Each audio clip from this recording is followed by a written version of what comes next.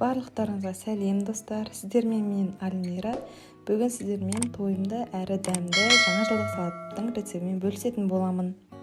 Бізге ең бірінші піскен тауық еті, және де сыр, грек жаңғағы, кукуруза, піскен сәбіз, картошка және де жұмыртқа, майонез қажет.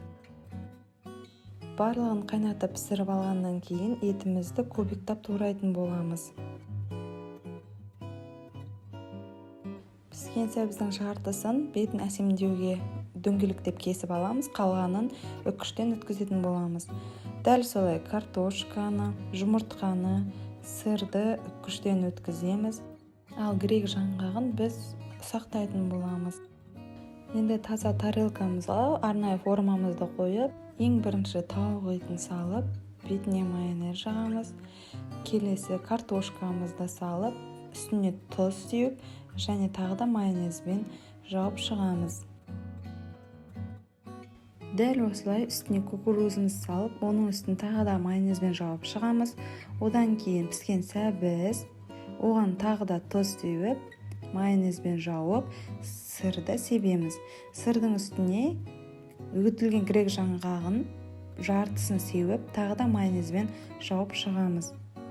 Ең бетіне үккіштен өткен жұмыртқаны салып, әбден басып, үстін майонезбен жауып, тегістеп қоямыз.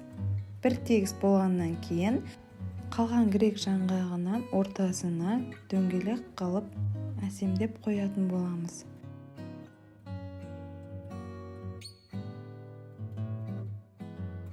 Салатымыздың сыртындағы дөңгелекті жаймен ақырын салатымызды бұзып алмай аламыз. Одан кейін біз оның бетін әсемдеуге кірісеміз. Дөңгелек формада кесілген сәбізімізді 12 сағаттық белгіде қойып шығамыз. Кондитерлік пакетке аздап майонез жағып, рем цифрмен сағаттағы барлық цифрларды жазып әсемдейміз. Әдемілік ретінде қалған сырдың дөңгелек пішін жасап, сағат тілін сәбізден жасап ортаға қоямыз. Мінекей достар, біздің осындай әдемі әрі тойымды салатымыз дайын болды.